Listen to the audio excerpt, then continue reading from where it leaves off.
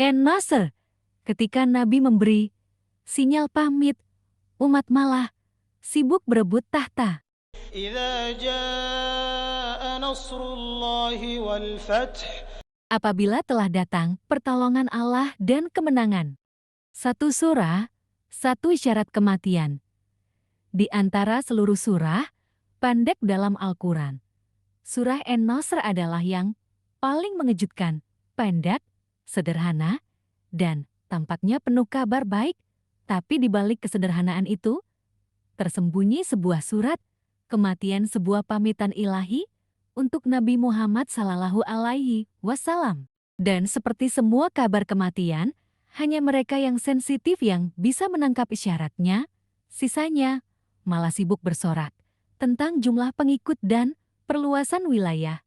Ketika surah ini turun, Nabi Muhammad Sallallahu Alaihi Wasallam tidak berbangga, tidak menggelar pesta atau menyusun strategi ekspansi. Justru, beliau memperbanyak tasbih, sujud, dan istighfar. Beliau tahu, akhir sudah dekat. Wahyu-wahyu terakhir, bukan euforia, tapi perpisahan. Surah En-Nasr bukan satu-satunya wahyu, pamitan, beberapa bulan. Sebelum itu, saat Haji Wada, Nabi menerima ayat lain yang tak kalah dahsyat. Pada hari ini telah aku sempurnakan untukmu agamamu. Qiyas. Al-Maidah 3. Ini bukan deklarasi kemenangan politik, tapi deklarasi selesainya tugas risalah. Tidak ada yang lebih membebani seorang rasul selain kabar bahwa misinya selesai, sebab itu berarti waktunya pamit. Kronologi akhir hayat, ketika wahyu menjadi wasiat. Awal tahun 10 Hijriyah, 631 Masehi, hukum Islam disempurnakan.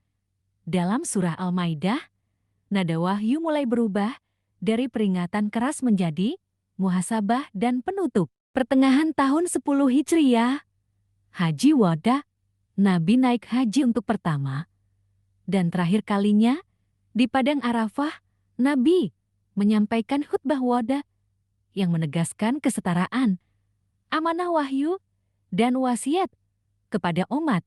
Ayat tentang kesempurnaan agama Al-Maidah 3 turun di momen ini. Akhir tahun 10 Hijriyah, awal 11 Hijriyah, surah En-Nasr turun. Surah ini menjadi wahyu lengkap terakhir. Nabi mulai memperbanyak dizikir dan menyendiri.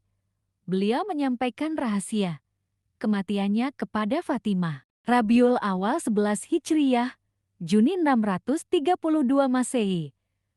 Nabi wafat, sakit selama 13 hari, wafat pada Senin, 12 Rabiul Awal, dalam usia 63 tahun, meninggalkan Al-Quran dan Ahlul Bait sebagai warisan sejati. Tapi umat gagal menangkap isyarat itu.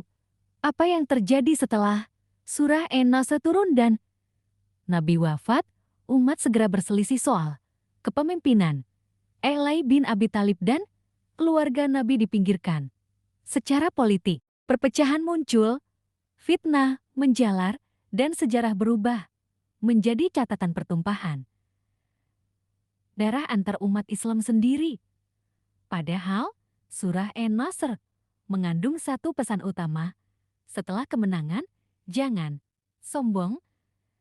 Justru itulah waktunya untuk kembali kepada Allah dan menjaga warisan Nabi. Tapi apa yang terjadi? Mereka malah menjadikan Islam sebagai alat kekuasaan, bukan sebagai amanah untuk dilestarikan. Tafsir En-Nasr, perintah bertasbih, bukan berpolitik. Ayat terakhir surah ini bukanlah perintah untuk menaklukkan dunia.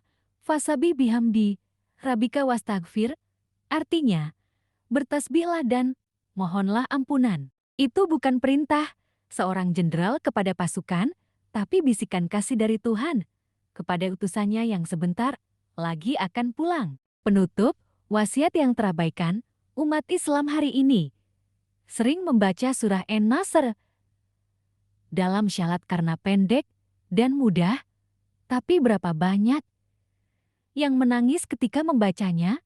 Berapa banyak yang menyadari bahwa ini adalah surat kematian sang nabi. Surah ini adalah lonceng peringatan.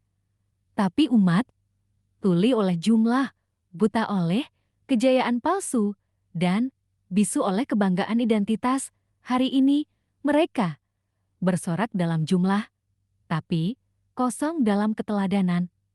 Mereka bangga dengan umat besar, tapi lupa bagaimana Nabi menutup hidupnya dalam sujud, dizikir, dan istighfar. Kesimpulan bab Surah An-Nasr bukan tentang kemenangan, tapi tentang selesainya risalah dan isyarat kematian Nabi. Wahyu-wahyu terakhir menekankan muhasabah, bukan ekspansi. Umat Islam lebih tertarik pada jumlah dan politik daripada warisan moral Nabi.